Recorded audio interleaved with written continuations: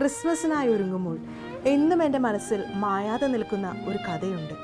തിരുക്കുടുംബത്തിന് സംരക്ഷണമേകിയ ഒരു കുഞ്ഞ് എട്ടുകാലിയുടെ കഥ.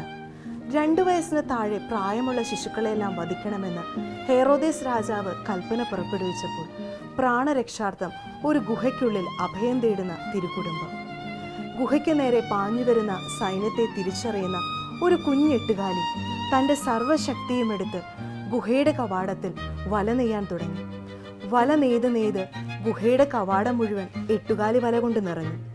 അപ്പോഴേക്കും സൈന്യം അവിടെ എത്തി. സൈന്യത്തിൽ ഒരാൾ ഇപ്രകാരം പറഞ്ഞു: ഈ ഗുഹ നിറയെ എട്ടുകാലി വലയാണല്ലോ. അടുത്ത കാലത്തൊന്നും ഇവിടെ ആരും വന്നിട്ടില്ലെന്ന് ഉറപ്പാണ്. സമയം കളയാതെ നമുക്ക് പോകാം. പ്രിയപ്പെട്ടവരെ, ഈ കുഞ്ഞു കഥ നമുക്ക് നൽകുന്ന വലിയൊരു സന്ദേശമുണ്ട്. അപരന്റെ ജീവിതത്തിന് കാവലാളാകാൻ ഓരോ നിമിഷവും എവിടെയും നാം വെല്ലുവിളിക്കപ്പെടുന്നുണ്ട്.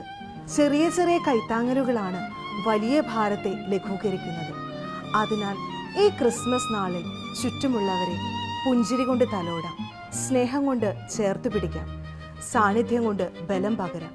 അങ്ങനെ കരുതലിൻ്റെ, കരുണയുടെ കാവലാളായി മാറാം. ഈശോ അനുഗ്രഹിക്കട്ടെ.